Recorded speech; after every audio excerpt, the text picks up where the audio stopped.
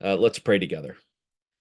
God, we come together tonight as grateful people, but also as people who are burdened by what we see in the news, who are burdened by the loss of life on both sides and the continuing conflict and cruelty that marks and scars the very place where your son came into this earth. So we ask tonight that you'd give us ears to hear and soft hearts, and that you'd give us some new understanding and information so that we can pray and so that we can act. We pray this. Well, before we close, we should lift up the people of Gaza and the people of Israel as they continue in this conflict. Would you bring peace to that place? We pray this in your son's name. Amen. So I edited myself mid-prayer. So we're back, and I know last week was a lot. I'm not going to do a huge amount of review, and that's mainly because everything that I said is available on the church's website. You can watch last week's session, and that you can get that intro that went back all the way, way past Roman times. So that was a lot of background for us today. We're here because we've seen some horrible things on the news, and just to review a little bit, on October 7th of last year, the Hamas faction in Gaza launched a terror attack across the border into Israel. At least 1,200 Israelis were killed in that initial attack, and almost 250 Israeli hostages were taken back into Gaza. Some of those hostages have been killed. Some have died from injuries. Some have been released either on their own or as parts of prisoner swaps. And I think at last count, more than 100, maybe as many as 140 are still being held. In response, almost immediately, the Israel Defense Force, which you'll see in the news as the IDF, launched a war in the densely populated territory of Gaza. That requires just a little bit of background. Gaza is a purely Palestinian area, so much so that Israel put a wall around it and a blockade in the water, I mean, so that it is the people who live there are virtually trapped. It's possible, but it's very difficult to travel between Gaza and Israel proper. There are as many as 2 million people in that tiny little piece of land. And so that's a challenge in itself for the people who live there. How many people are trapped in a relatively small area. In that attack, in the ongoing war against Hamas, which was the stated purpose of the offensive in Gaza, more than 30,000 civilians have been killed, including more than 12,000 children. Those numbers are just staggering. I know there are other wars where the numbers are even bigger, and we're going to talk a little bit about that later tonight. But that's still such a staggering number of civilians in this day and age to be killed in a largely air in an offensive that is largely done through the air, through bombs and missiles and cruise missiles. So that's the facts. Those are the facts of the present situation, and those facts are not in dispute. But I think we experience them differently depending on what our views are of the history of the region that we call Israel-Palestine. And I think that's why we're here tonight. Why do this class? I gave two reasons last week. I just want to review those. First, because as Christian people, we have to make sense out of a situation that is so tragic and so horrible that it really demands a response from us. And we're better if we can have a knowledgeable response to what's going on. The second thing, because as Christian people, we're called to have a prophetic voice in a world that is filled with violence and suffering and conflict not just in Gaza, not just in Israel-Palestine, but in Ukraine and in Yemen and the brewing crisis, which is about to boil over in Haiti. There are all kinds of things that are going on in the world. And yes, it's huge. And yes, we feel helpless. But I think as Christians, we're called to have a prophetic voice in that. And that prophetic voice happens when we're informed. Last week, I spent a lot of the introduction time talking about how two true things can be in conflict with each other, that two sides in a conflict can both be telling the truth and still end up in conflict. I think that's probably never as true as it is with the Israeli-Palestinian conflict, because the Israeli narrative is that they were hounded and attacked and executed and exterminated in Europe during World War II, and that they needed a safe place to go, and that the world decided, the world meaning the UN, decided to give them an area called Palestine for them to establish their own nation state. I think, we don't often think about it, but there were people already there. And that's the other true part of the story, which is that the Palestinians, who were Muslim and Christian, and there were a growing number of Jewish immigrants in that region by the time 1947 happened, they were already there. And so they're displaced by the establishment of this new country, this new state. And they're all telling the truth. The Palestinians are telling the truth. Yes, they were there first and their land got taken away. The Israelis are telling the truth. They're saying that we needed a safe place where we could protect ourselves. No one else is going to protect us. And they have history on their side in saying that. And so, two things which are both true can be in conflict with each other. And I think that's what we're seeing in a lot of ways in Israel-Palestine. I'm going to show some maps again, and I need to do this without losing my place. But so just as a review, we saw that just where Israel is, I think, is important for us to get a feel. Let's see, share. Oh, sorry, hold on, I'm pushing the wrong button. There it is. So here's the Eastern Mediterranean, and Israel is over here, sort of below Lebanon. You see Israel right here. It's south of Lebanon. It's west of Jordan. It is it is north by northeast of Egypt, and so it's a tiny country. And I think that's one of the things that I had tried to make more clear for us last time, and that is that. Sorry, I'm trying to negotiate with my computer here, and the computer's winning. Hold on just a second. The pardon me, trying to show another slide. Stop share. Now share again. I've outsmarted myself with my computer now, and I don't know that I can find the other slide. The other slide is really about the region that we call Israel-Palestine, and that is, pardon me for just a second. I do want to show you this map because I think it's important. Here we go. This is what Israel-Palestine looks like now, and it's oh boy, it's like 11 things to push. There we go. Here we go. This is Israel. This is that little corner of the Eastern Mediterranean where you have this light gray area is the area we can call Israel. These shaded areas with the diagonal lines, these are meant to be Palestine. Now they're to varying degrees occupied by Israel, because Israel's trying to keep itself safe from the people within the Palestinian territories who might attack them.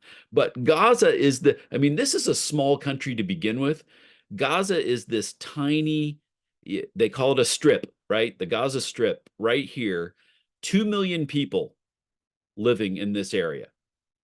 uh, 2 million people who can't really escape what's happening there right now.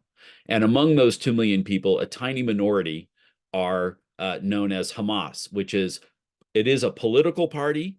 They do run most of the public works in Gaza, but they have a military wing, which is a terrorist wing. They do not play by the regular rules of warfare, and that's what we've seen over this last period.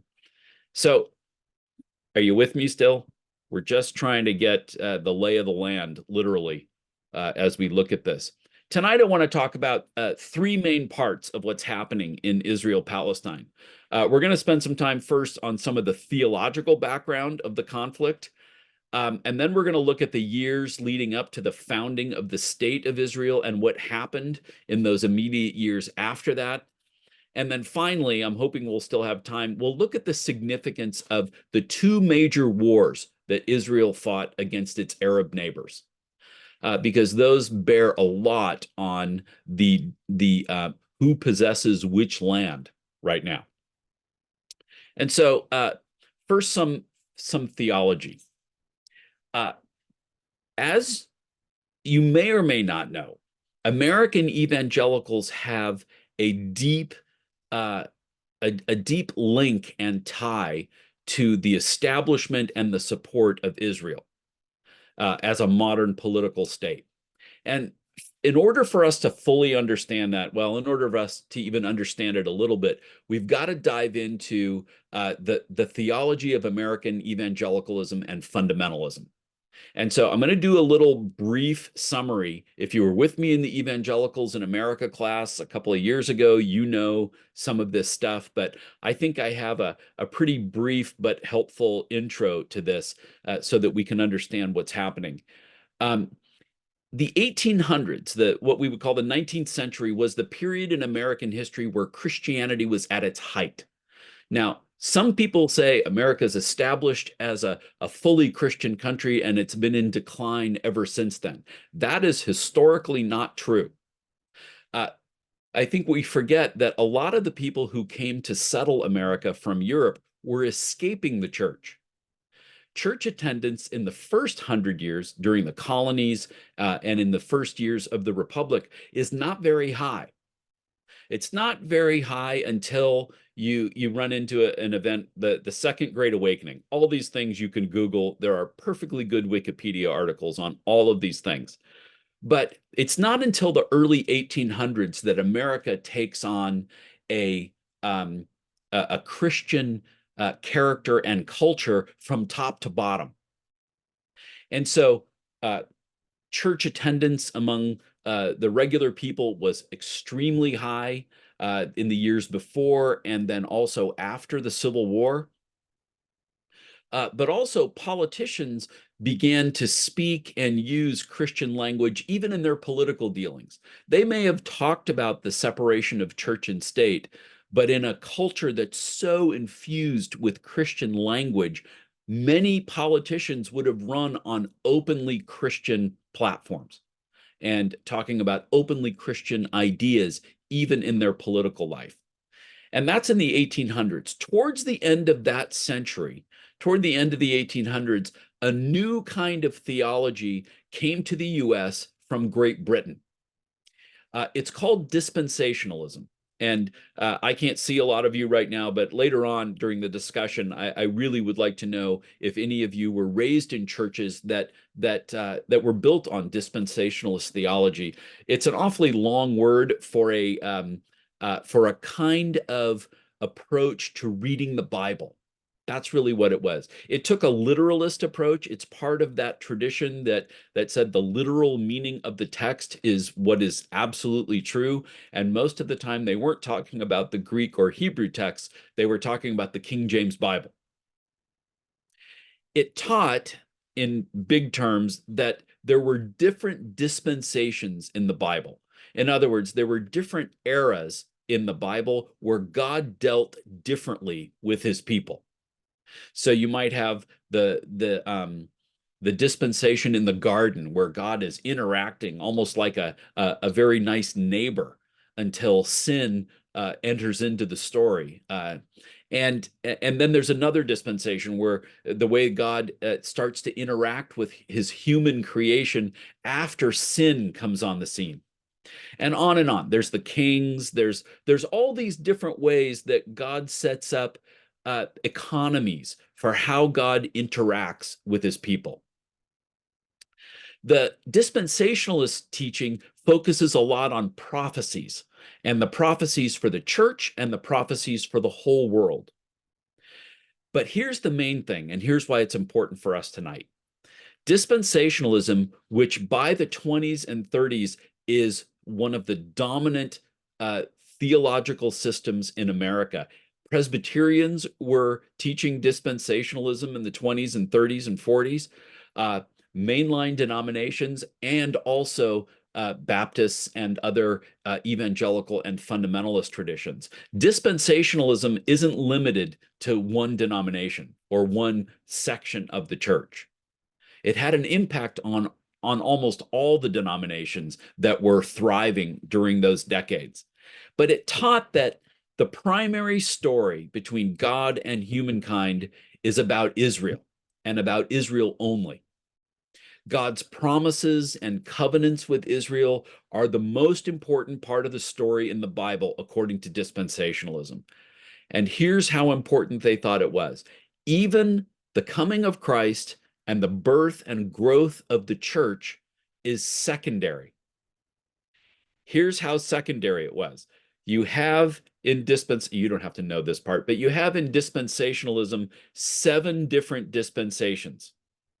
And it's sort of according to the 7 days of creation.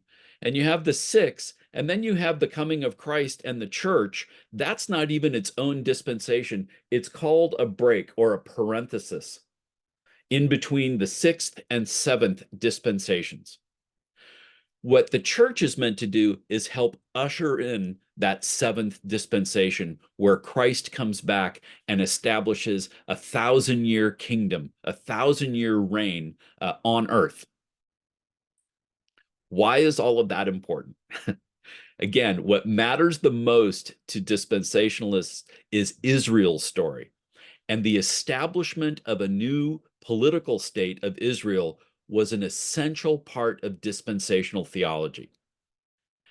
Uh, Dispensationalism sounds complicated, but it was easy to teach through charts and footnotes in Bibles. Later on, I want to ask you how many of you grew up with Schofield Bibles or Ryrie Bibles, because those were Bibles that were written with footnotes that explained dispensationalism. And millions of Schofield Bibles were sold in the early part of the 20th century.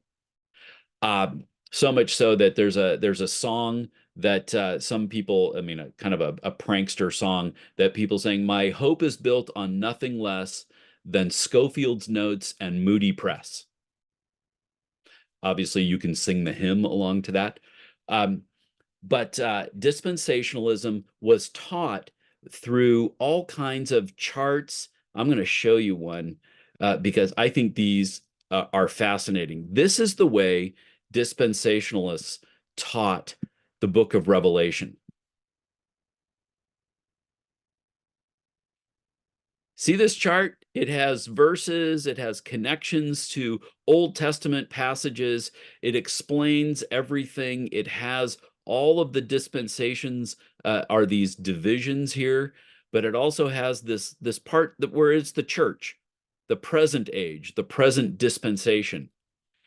Notice over here in this corner where I'm circling, all the way over on the left, it says AD 70, and it says the Jews. AD 70 is the year that Rome sacked Jerusalem and destroyed the Second Temple. There has been no Jewish temple in Jerusalem since AD 70. And so in the dispensationalist teaching, from that point on, the Jews were dispersed in the world, and that it's part of initiating the sequence of things that brings Jesus for his second time, the second coming of Jesus. is to regather the Jews in Jerusalem. Starting to see why this is so important. This wouldn't matter. This would not matter if it was just some fringe idea. But it's really not a fringe idea. This was a hugely influential system of understanding the Bible for millions and millions of Americans. And not, like I said, not just in independent traditions, but also in the Presbyterian Church. One of the things that split the Presbyterian Church in the 30s, one of the things was an argument over these beliefs. But by the time World War II happened, there were lots of folks were believing these things, but it didn't really have a lot of connective power with the culture until the 1970s. So we're skipping ahead a few decades. The best-selling book of any kind in the United States during the entire decade of the 1970s was a book called The Late Great Planet Earth by Hal Lindsey. And I am going to put my thing down here so I can see your faces. Just a show of hands if you read or heard about The Late Great Planet Earth in the 70s. Anybody read that book? Yeah. Yeah. My parents read that book. My dad, as a lapsed Italian Catholic, read that book. My mom, who was dabbling between the Presbyterian Church and the Pentecostal Church, she read that book.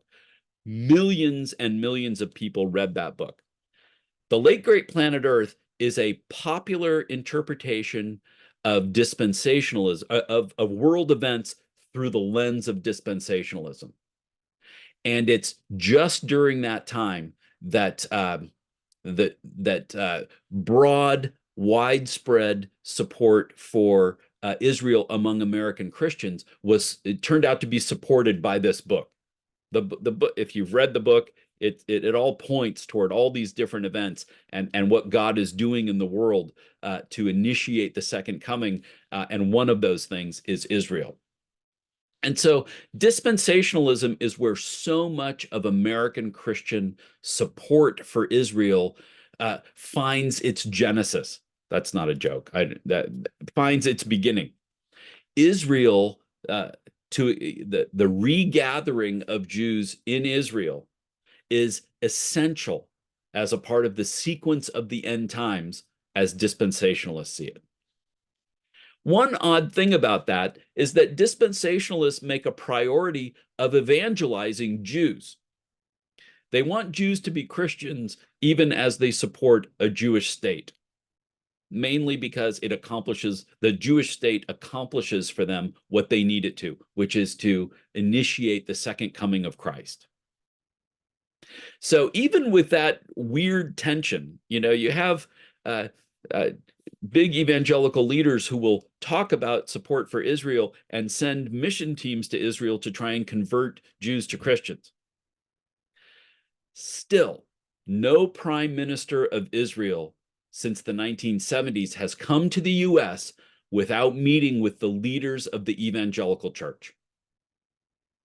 Back in the day, it was Jerry Falwell and Pat Robertson, and even Billy Graham. Today, it's leaders like John Hagee, Hagee, who you can see on TV every so often. He's founder of an organization called Christians United for Israel. And another guy, Robert Jeffress, who wrote he's the pastor of a 14,000 member church in Dallas. And who wrote an article 2 days after the Hamas attacks about why none of this, why we should support Israel 100% in everything.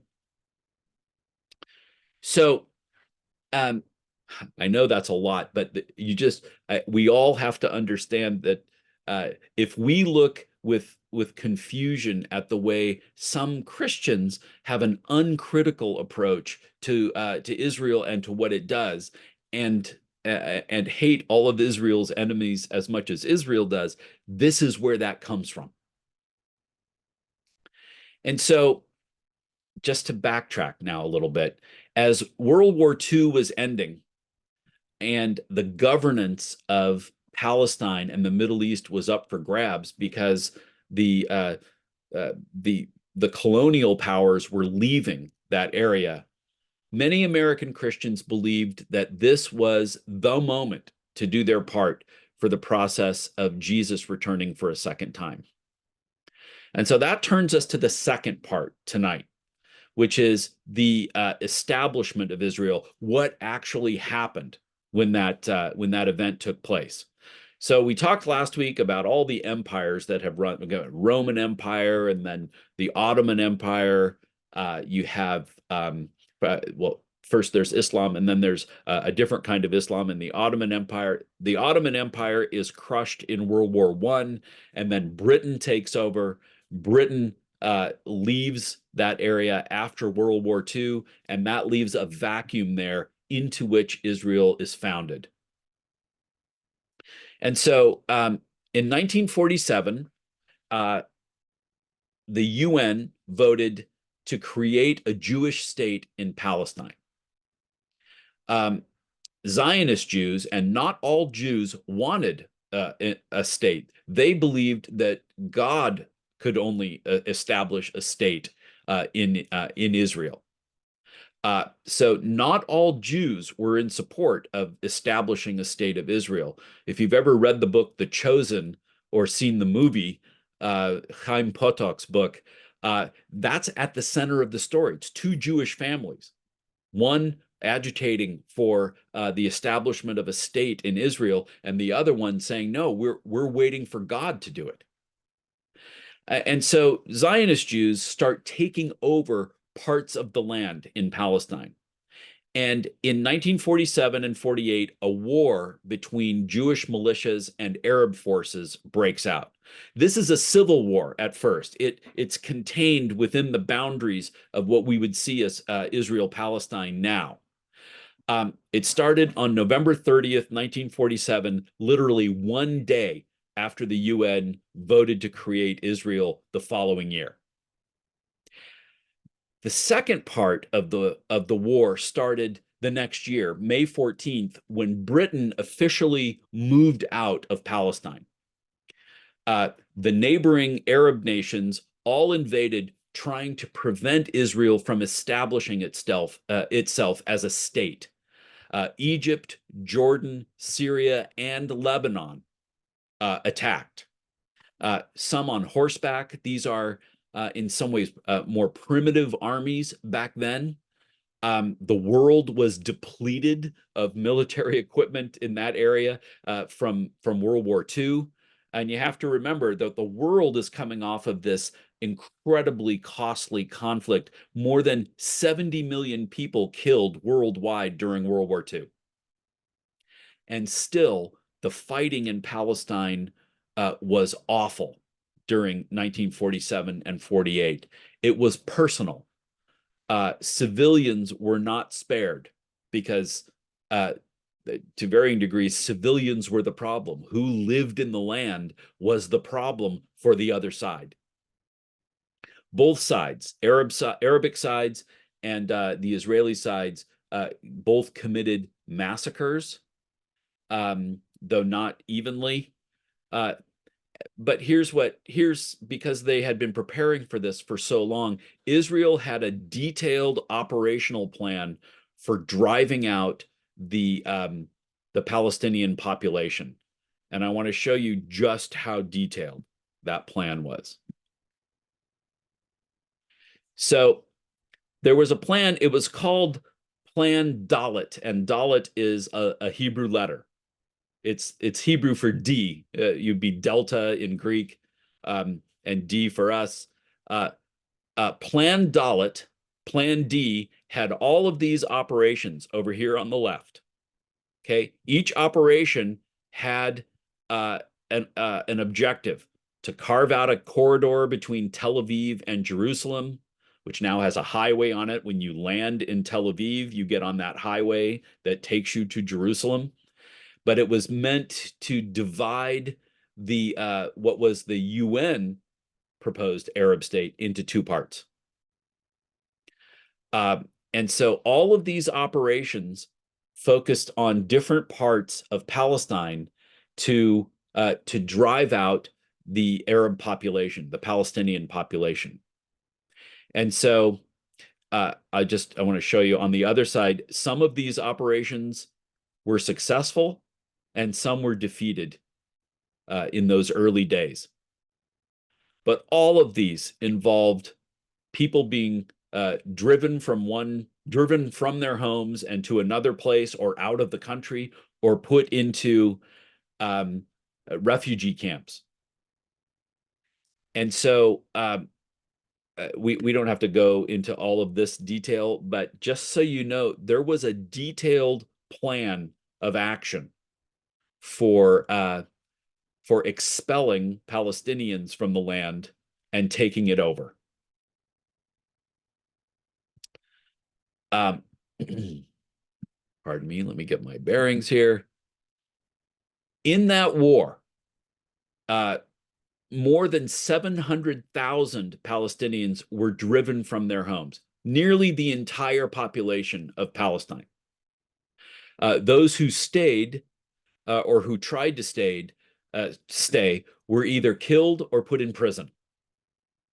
What we don't often think about is that about 25% of the Palestinians in 1947 and 48 were Christian.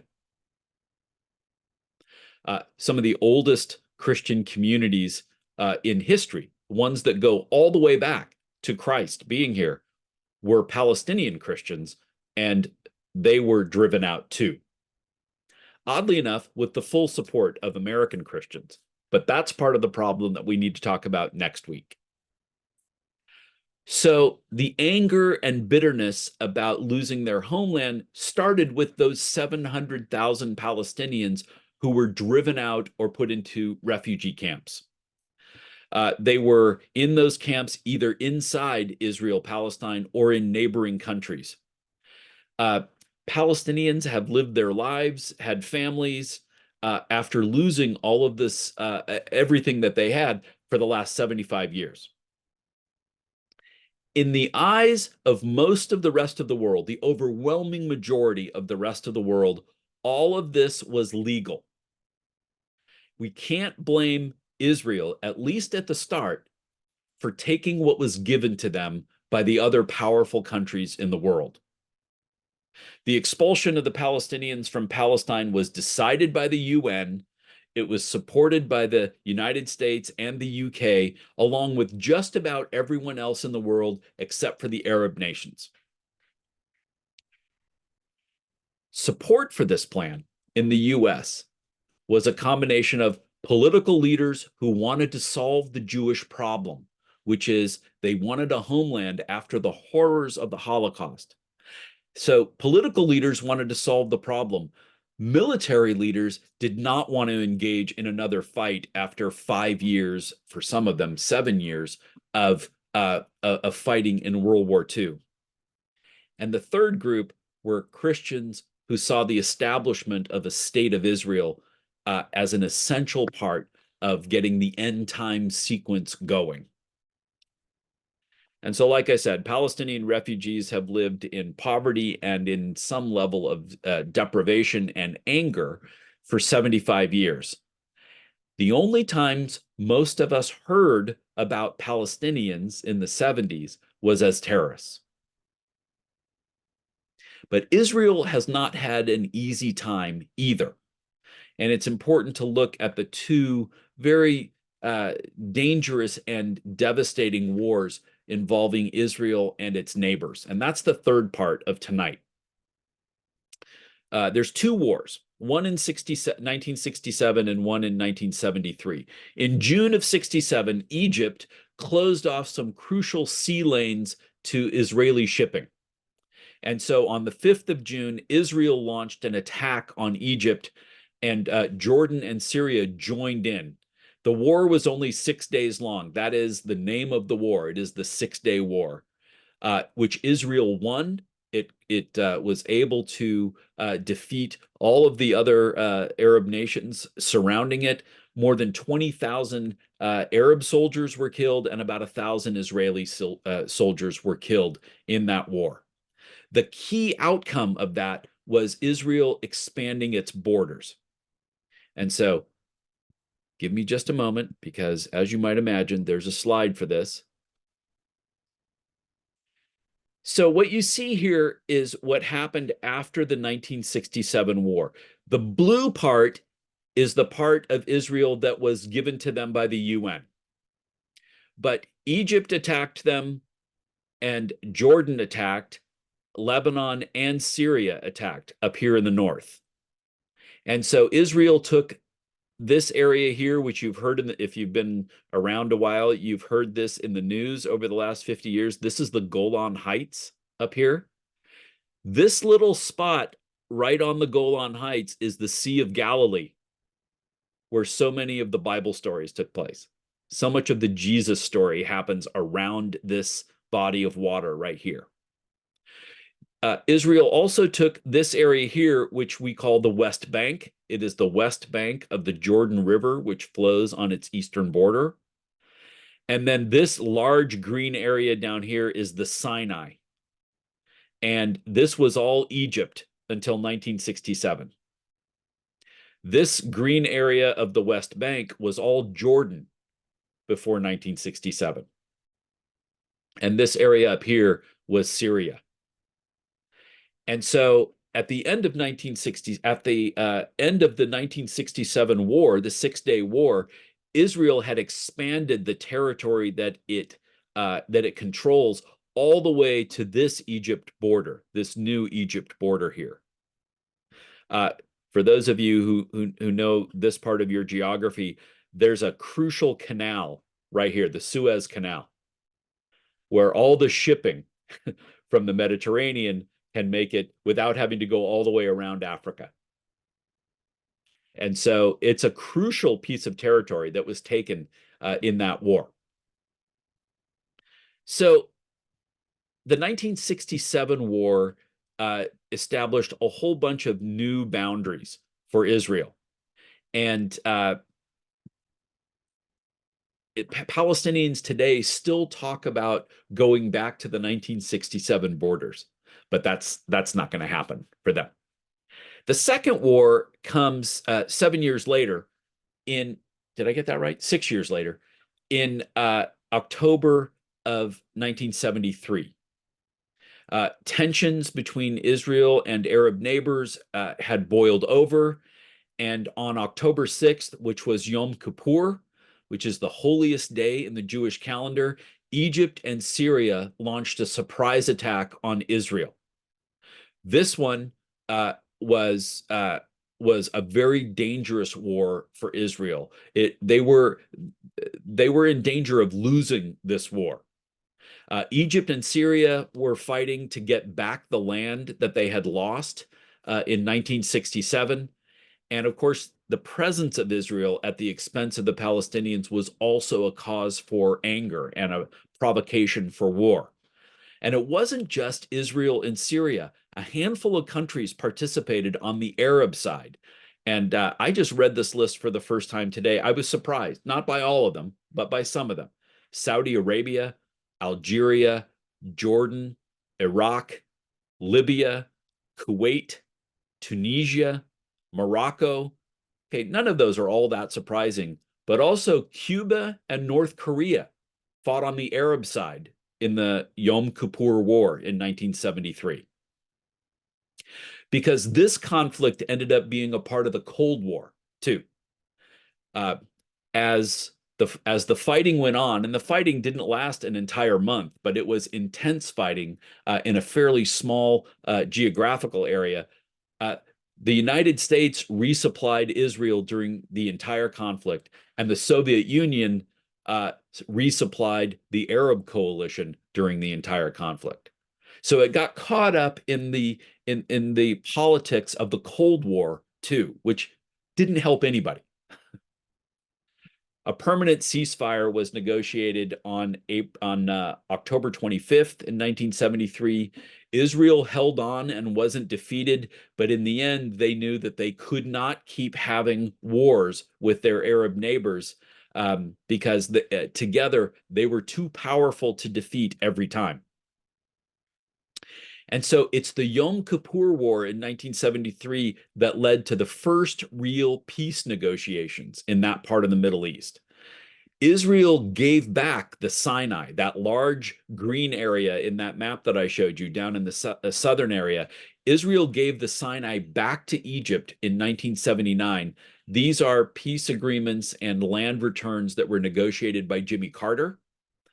And then after the Camp David Accords in 1980, Egypt became the first Arab nation to recognize Israel as a nation. And again, going back to the details there, the head of the leader of Egypt who signed that agreement was assassinated by one of his own soldiers that same year, Anwar Sadat. And so the history since then has been of Israel cautiously making peace with its Arab neighbors, which was in everyone's best interests. And so Israel and Jordan have a peace agreement. Israel and Egypt have an ongoing, lasting peace arrangement.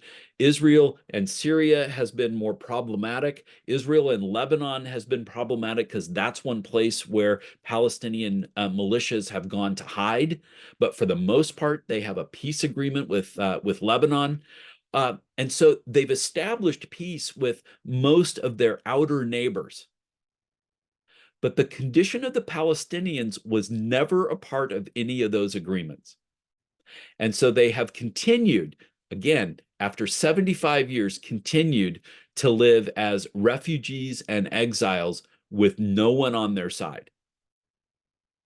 And so that's what's going to point us to the more recent history. Over the last 25 years, the Palestinian cause has become more widely known. But ironically, the unqualified support for Israel in the US has only gotten stronger from both political parties. And so that's what will lead us to the more current events and news that we'll talk about next week. Let me close up some of these things that are clouding up my screen and not yours, and then unmute you all. There you go. I know that's a sprint again. But let's take a breath, and then we'll have questions and comments and laments, because those are called for. Any question? Yeah, Steve, please. I was just surprised at how strong the IDF was right from the beginning, and I'm wondering how much military assistance they were getting from the U.S.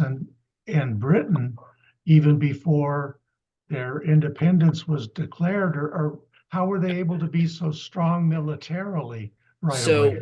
From the earlier days of Zionism, which we talked last year, Zionism becomes a powerful movement in the late 1800s, and in the early 20th century, groups of Jews started to move back to Palestine to set up colonies and kibbutzes, what became kibbutzes, little communal areas where they could live. They brought American money with them, and they came armed. The aftermath of World War I left guns everywhere, and the aftermath of World War II did the same thing. And so by the time you get to World War II, all of these countries, the Arab countries and Palestine, had been controlled by Britain for about 50 years or so. And so they were, the Arab countries were weakened. You know, that's part of the story of Lawrence of Arabia, is negotiating peace deals with Arab countries. And so a lot of, when they went to war together, they went to war with small arms. Nobody's really fighting with tanks and planes at this point. There's no Israeli Air Force in the first war. It is a ground war. It's a guerrilla war. But Israel had been putting together a group of a militia called the Haganah, and the Haganah ends up becoming the IDF. Literally, the leaders of the Haganah became the leaders of the. They just changed the name. They gave it an army name instead of a traditional Hebrew name. And but they fought little skirmishes along the way. Um, and then in 1947, they were in position to expel whole populations out of villages and towns up and down the region of Palestine. Okay. Yeah, Dale. So the Israelis' purpose at this point is to destroy Hamas, but how will they know when they've destroyed this group of people who don't look very different from the other people who live there who are innocent civilians? Yeah, Do they have define that? I'm not sure they've done a very good job of defining that. Clearly, they've not done a very good job of defining targets in this last 155 days now of conflict. Um, and so, but there's a cynical answer to that too. If the goal is to expel the Palestinians from all of the land so that it can all be for Israel, then there's no real need to distinguish targets. And it's a horrible thing to say out loud. And if you say this out loud in some circles, you're instantly branded anti-Semitic. And I don't believe myself to be anti-Semitic. I am highly critical of Israel. But in the same way that I'm highly critical of Russia, nobody calls me anti-Orthodox.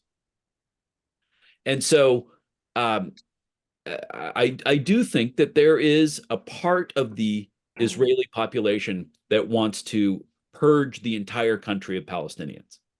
And they have been there from the very beginning. I will read you a quote from David Ben-Gurion. For if any of you have been to Israel, you know that their national airport is Ben-Gurion Airport in Tel Aviv.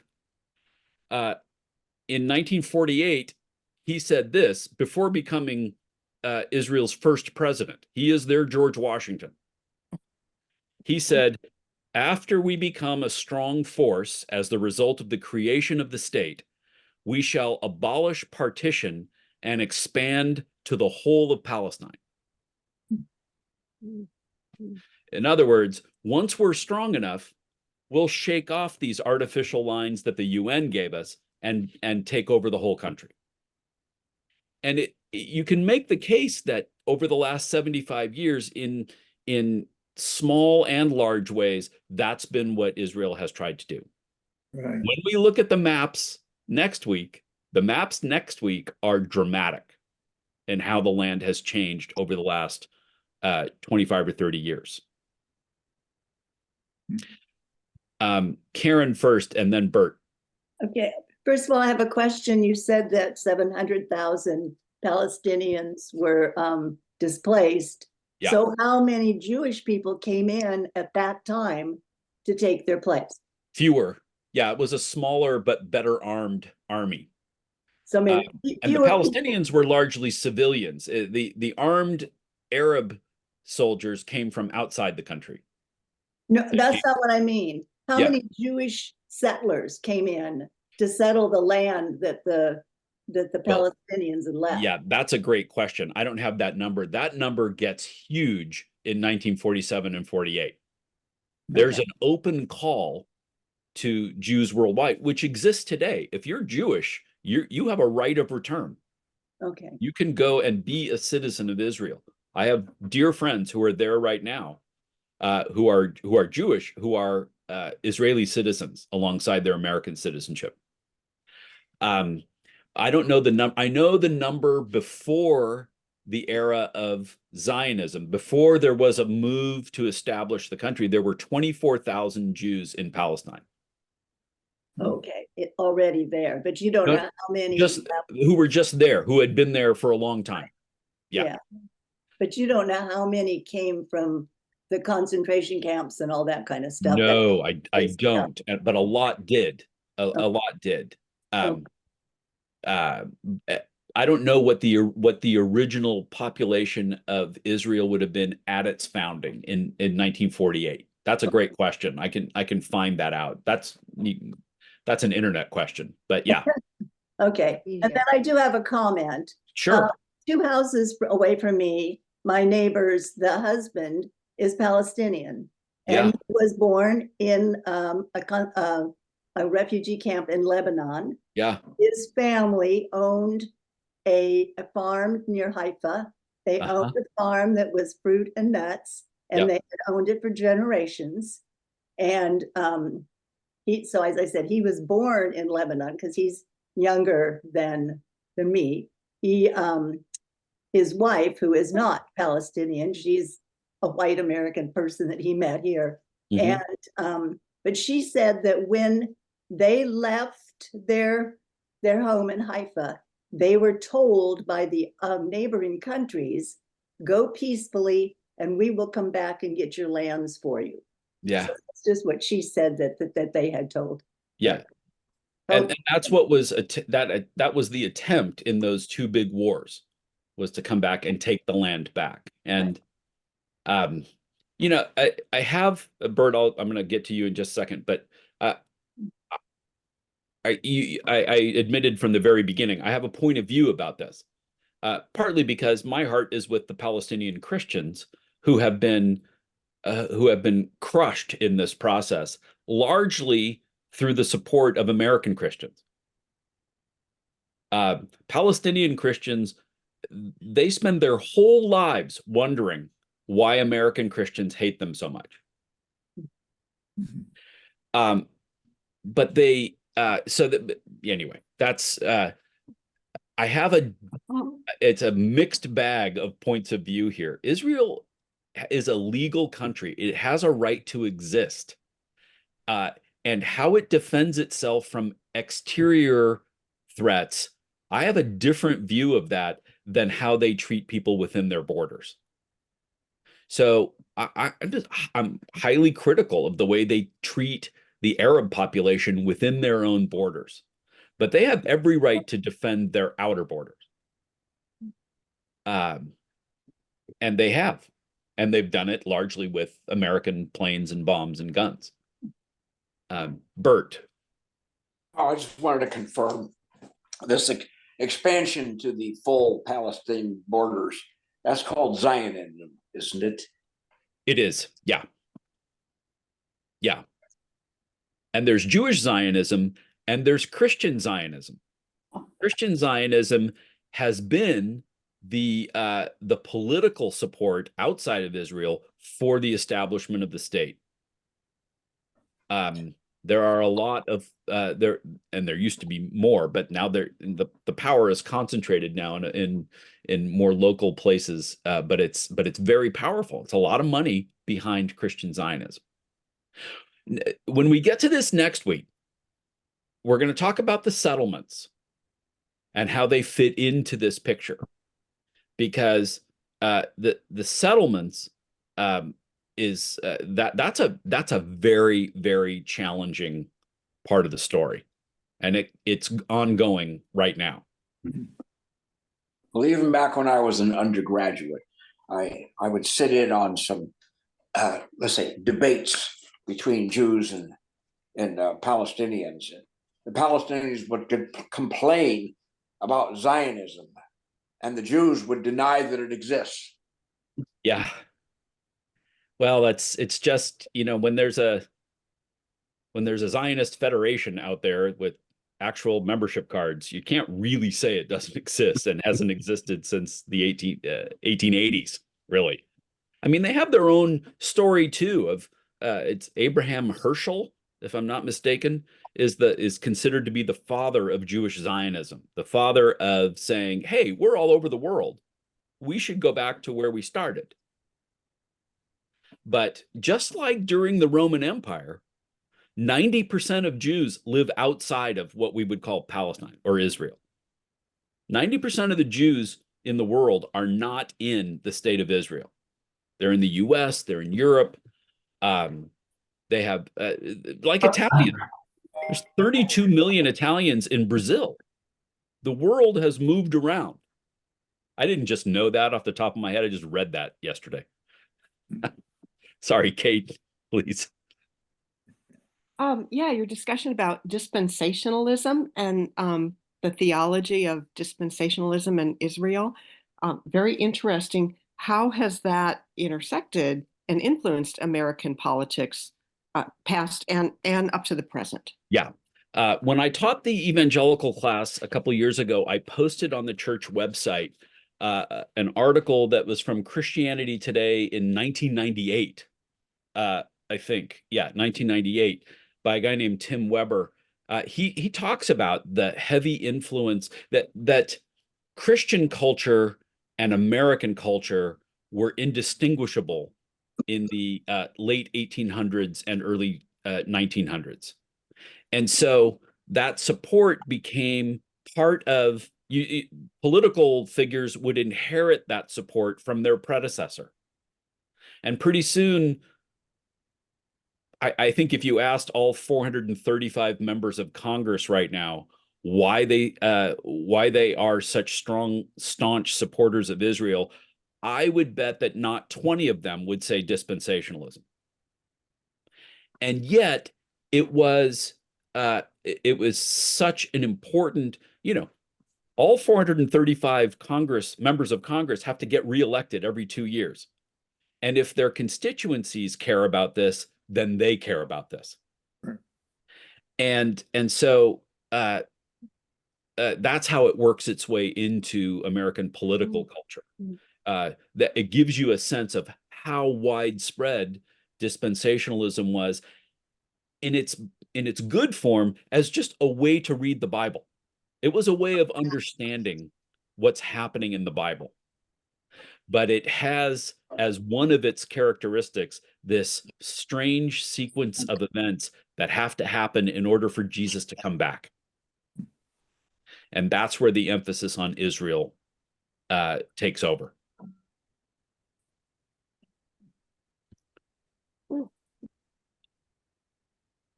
Oh, Steve, please.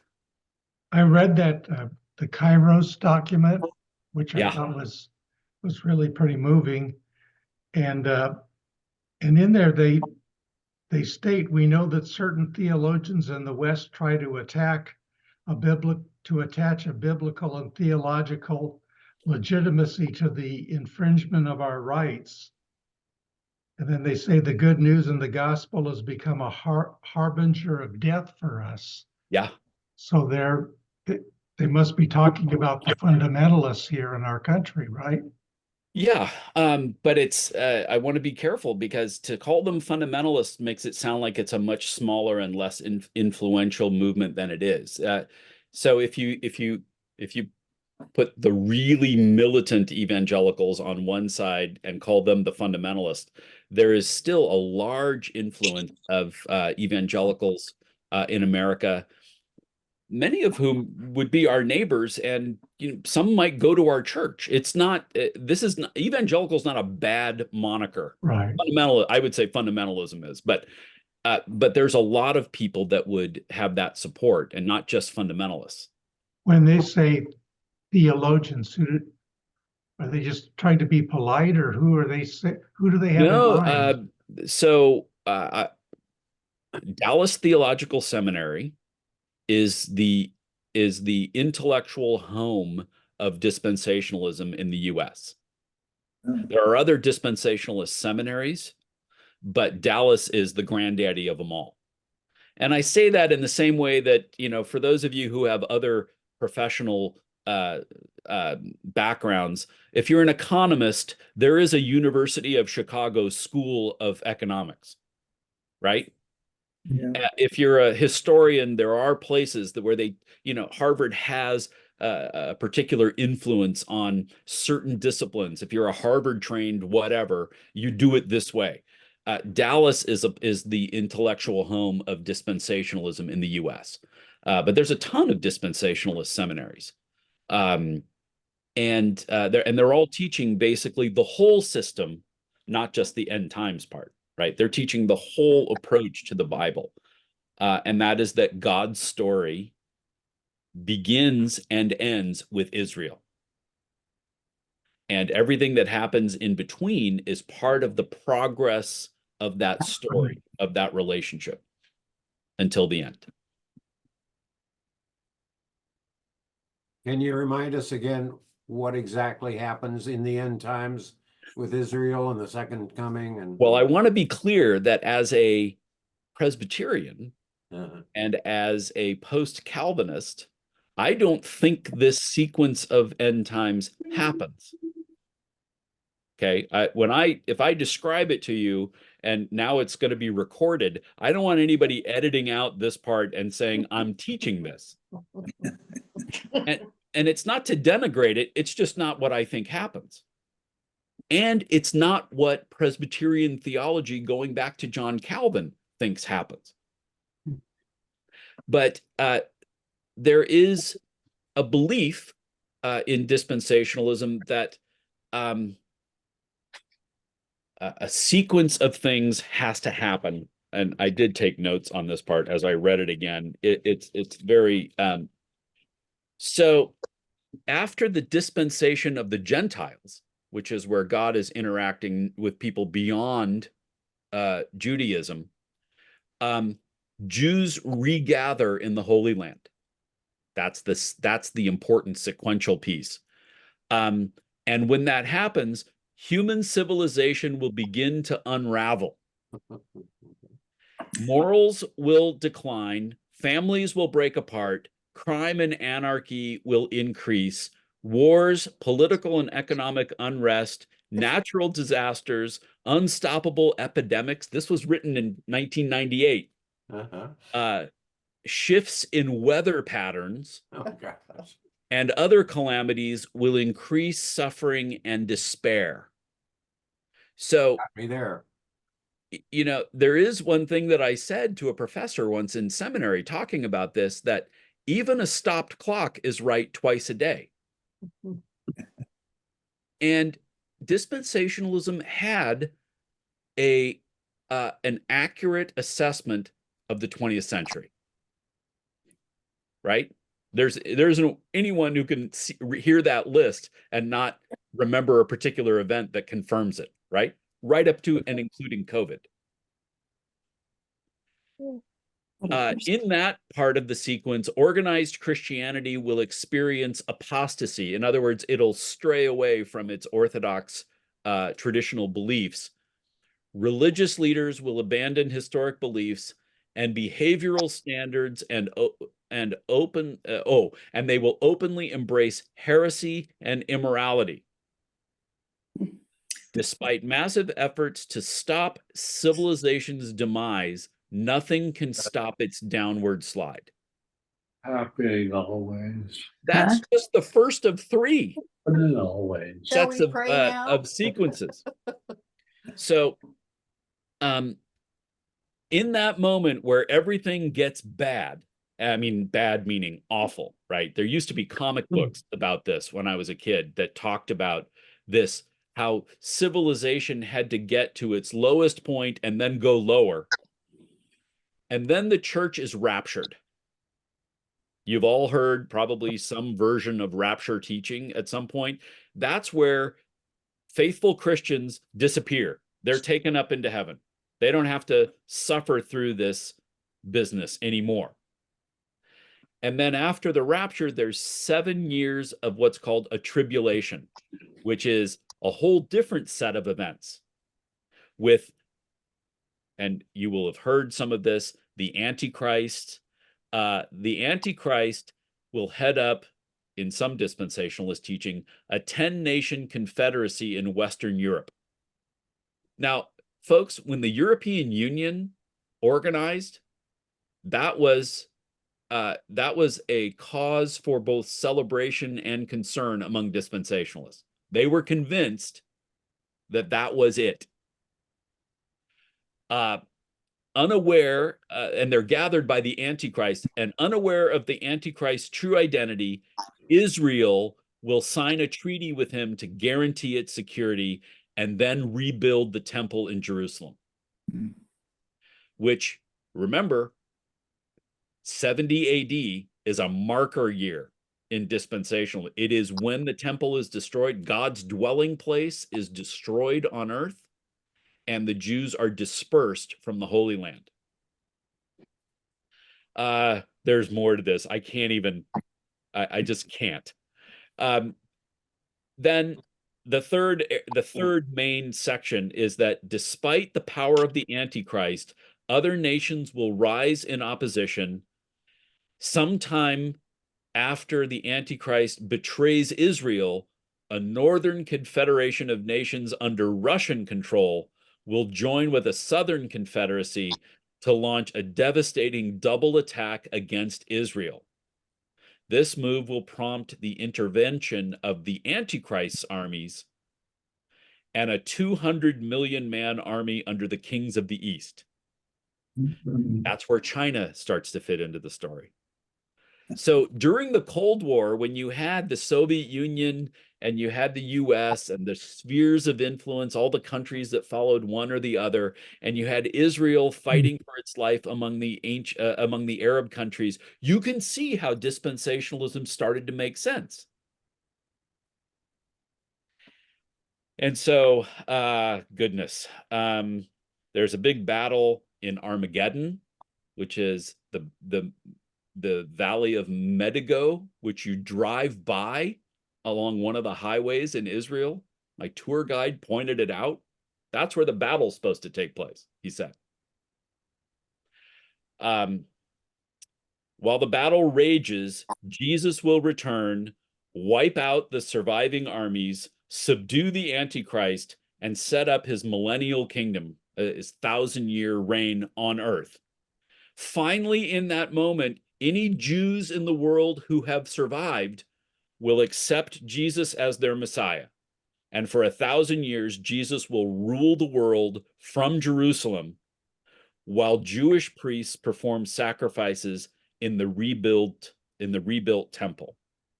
And in the end, God will fulfill all of his promises to Israel, and the redemptive plan will be complete. That's a real wing of our Christian family. They really believe that stuff is going to happen, and they really believe that in order for it to happen, we have to support a state, a political state called Israel in the world.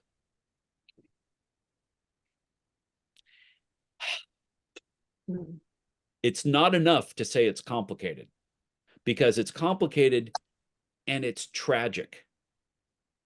Because you would never get this sort of self-awareness from someone who really believes all this. But if they're wrong, they've participated in the crushing of all kinds of innocent people who should have been the focus of our mission efforts. So I got just enough old, moderate evangelical in me to grieve over the sequence of events that we've been watching over the last 30 years. It could have been different. It could have been better. And we're still, we're 155 days into not the last conflict in Israel, just the next conflict in Israel. Sorry, Margot, I saw your hand. Oh, that's all right. I have to process this a little bit more. I'll ask my question next week. Okay. How's this sitting with you guys? Is it too much? I want you to know that the detail that sounds like gobbledygook is essential to understanding why our country is in a relationship with another country in the particular way that it is. There's no secular political reason for our relationship with Israel apart from the fact that it's rooted in an older Christian understanding that was prevalent in the US. Otherwise, it would be just like another small country in the world that has problems that we don't intervene with. Yeah, please, Joan. This reminds me of the Left Behind series, which was very fictional, how all of this goes together. And I thought, what kind of mind put this together? But then I get it now. So yeah, it is. So I used to work in a bookstore, a theological bookstore. That will not surprise you, in Pasadena. And Tim LaHaye used to come in and ask what was selling. And then the next year he'd come out with a book in that genre. So in the 70s, he came in and I didn't work there yet, but my boss said, yeah, I told him about this guy named James Dobson writing on the family. All of a sudden, Tim and Beverly LaHaye wrote a series of books on the family. And float back in and, well, all of this stuff that interprets historical events in light of the second coming, those things are really selling. And then the Left Behind books came out. My former boss decided to stop telling him what was selling. good. But I forgot to mention the Left Behind books. They are another set of books, set of stories that are rooted in dispensationalist theology. That is the origin of the Left Behind books. And Tim LaHaye went on the radio back in the day and said, "Oh, they're fiction. They're not theology." And then the next year published a theological companion to the Left Behind novel. Good. I feel like I want to say one thing as we talked about dispensationalism and dispensationalists. We're all trying to figure out our faith, right? We're all trying to figure out what we believe, who God is, what God has done in Christ, what God is going to do with this wacky, broken world. We're all trying to figure that out. And dispensationalism is one part of our church family that figured it out that way. That is their way of interpreting God and the Bible and history. We're all trying to understand God and the Bible and history. I don't want to do it that way, but I want to be critical of the ideas, not the people. So I have dear friends, a fellow pastor in London, a guy turned out to be from California. We got together. All we talked about was In-N-Out burgers because we couldn't have one. But he went to Grace Community Church, John MacArthur's church down in Southern California, and went to Master's Seminary, was a deeply committed Christian and an equally committed dispensationalist. And I loved this guy. We have to remember, I think ideas are fair game because ideas drive the world, whether we know it or not. We didn't all know, right, that dispensationalism is the root of our current relationship with Israel, but it is. Ideas matter, and I think we ought to wrestle with ideas as vigorously as we can muster, but it doesn't mean we hate the people. And my Palestinian Christian friends would say the same thing. When I was there on my first fact-finding trip with a group from my church in London, we went down to visit our mission partners in the West Bank. Every one of them would tell the painful story of their family being expelled from their village so that an Israeli family could take it over. And then at the end of every one of those tellings, they said, if you leave here hating the Israelis, I have not done my job. We are all people who are in need of God's love as expressed through Jesus Christ. And so don't leave here hating them. Leave here wanting to change what has happened to us. And I think those people are saints for thinking that, because if my family had been kicked around for 75 years, I'm not sure I would be that gracious Christian or not. So, any other? Yeah, please, Steve. Oh, I just think that I grew up so concerned about the Cold War and Russia, and was one of probably the majority who just assumed that Israel was the good guy in this story, and that was sort of it. Was more concerned with Russia and the spy who came in from the cold and so on and so forth. Yeah. Yeah.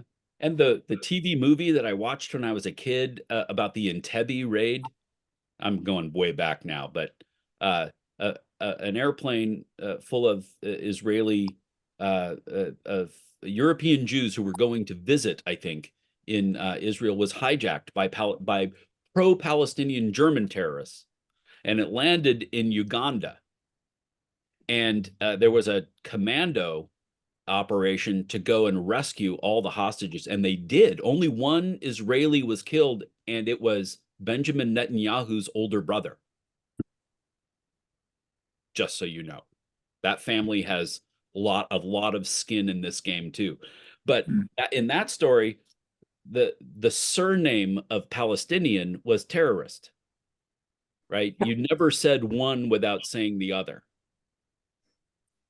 And that's the way I grew up. I grew up.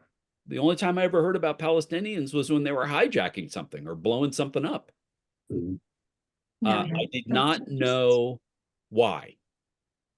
And I think it's my job to try and know why and understand why. Because, as I said to some of my friends, we fought our American Revolution for so much less. A few taxation issues, if you remember, right? And so, yeah, I think we got to have information, and we've got to remember that they're just a different branch of the broken Christian family, just like us. So, anybody want a parting shot here? Well, is there a difference between premillennialists and dispensationalists? Okay, so all dispensationalists are premillennialists, but not all premillennialists are dispensationalists. So well, I grew up in a church in Miami, Florida, in which this congregation we were in believed that, but we had a preacher come down from Texas who's supposed to be the seed of the Church of Christ, and they told us that wasn't right. Well, it ended up firing the preacher that we loved, who was so effective and did really good children's things, and we just loved him. But they fired him because it was such a war between the people who believed and that they knew the right thing and the preacher that came down to tell them they were wrong. Yeah. Can I, Mary, if I guess that was in the 50s, am I right? I was a little girl. Yeah. It probably was maybe late 40s or 50s. Oh, late 40s. Yeah, okay. probably early 50s, maybe. Yeah. Because in the first 5 years of the 50s, churches and seminaries and denominations were splitting over the sequence of the end times. And we'll end with this. We're still in our time. It's we still have till 8:30. But the whole pre, post, mid, all that stuff, that sounds like a foreign language to those of us who didn't grow up in it. Premillennialism, let me just make sure I get this right. Premillennialism teaches that Jesus will come back before he sets up the 1,000-year reign, which is the millennium. That's why it's premillennialism. Okay? Well, to telling me as a child that premillennialists believed that Christ was coming in, he was going to live with us 1,000 years. Yep. Yeah, that's exactly right. Now, it might surprise you to know that a lot of Americans in the 19th century, in the 1800s, were post-millennialists. They believed that society was going to get better and better and better and better, and Christ would come at the end of that time. A post-millennialist. So one is pessimistic, Premillennialism is a pessimistic belief. The world has to keep getting bad and then Jesus will come back and fix it. Postmillennialism is an optimistic belief that the world is going to get better and then finally we'll have a kingdom worthy of Jesus to come back and lead. Okay? So that's the pre and post millennialism part. Then there's an argument about when the rapture is going to happen. And that's in relation to the tribulation. I know this is going to go. So if you are a pre-trib rapture person, you believe that the church will be rescued before the 7 years of the tribulation. If you're a mid-trib rapture person, literally, you believe that after 3.5 years of the 7-year tribulation, the church will be raptured. And then there are some, and these are the most pessimistic of all these folks. They are the post-trib rapture group. That is, not only does the church have to go through the Antichrist and all that stuff, but then they got to sit through the 7 years of tribulation and then get raptured. So you can be pre-trib, pre-mid, or post in relation to the tribulation, and you can be pre-millennial and post-millennial in relation to Christ's 1,000-year reign on earth. Actually, Does that clear it up for everybody? Oh, yeah. No wonder they needed the charts.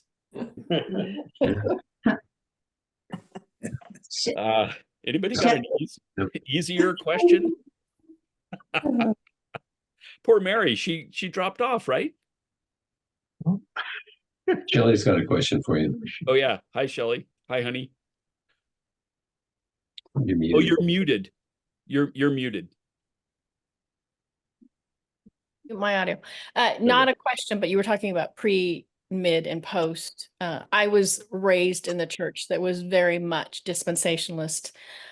We used to say, pray for pre, but prepare for post.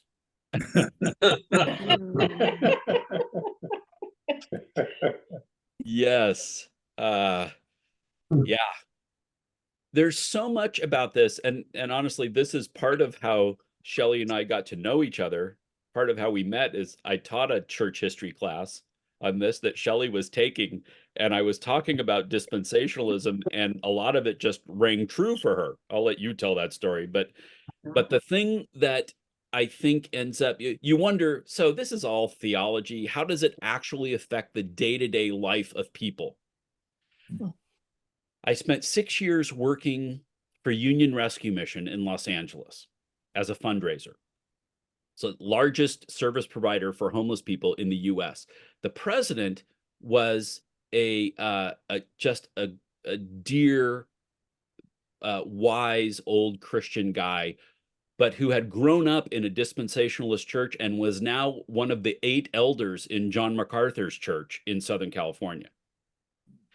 He could not get MacArthur and that church to do significant things for the poor, and they wouldn't become major supporters of Union Rescue Mission, even though one of their 8 elders was the president of it.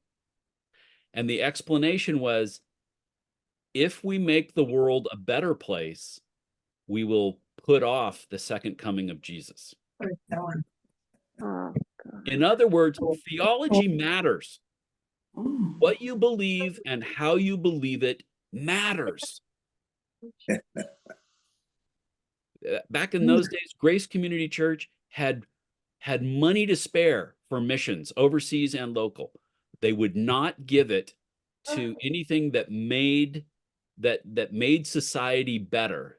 So they gave to evangelistic projects only, not to things that impacted social justice or social righteousness. You're going to hear about that this Sunday, by the way, because we're to the social righteousness great end of the church this Sunday. So, Shelley, any parting shots on dispensationalism? Well, no parting shots. I grew up, or my first faith experience was in a church that was very much rooted in the dispensational perspective. I'm still friends with some of these women 40 years later. I am the outlier now, if you will. But they love Jesus. And I can tell you all the classes that we went through and all the things we had to memorize and recite and know to demonstrate our biblical acumen in this point of view. My experience of it, though, was one of anxiety, right? Everything is awful, and there's nothing you can do to make anything better for anybody else. So not only is it a theological perspective, it's a worldview. And there's no point in trying to make anything better because it won't be better. And social justice is seen as the next false idol. Social justice is a false idol. Because in that worldview, it places inappropriate hope in human hands. Yeah. There you go. Right from what I like to say, a former dispensationalist.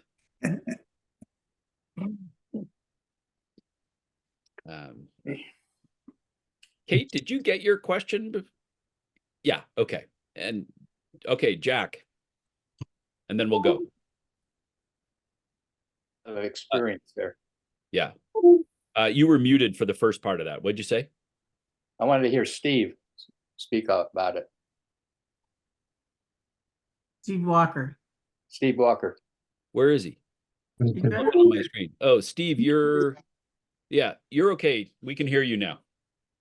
Yeah, as a Baptist in the 50s, that's all we were told. In 1968, I took a job in Western Kansas as a youth pastor before I went to seminary, but I had to meet the deacons, and all the questions were my beliefs about dispensationalism. That's all it was. That's all it was.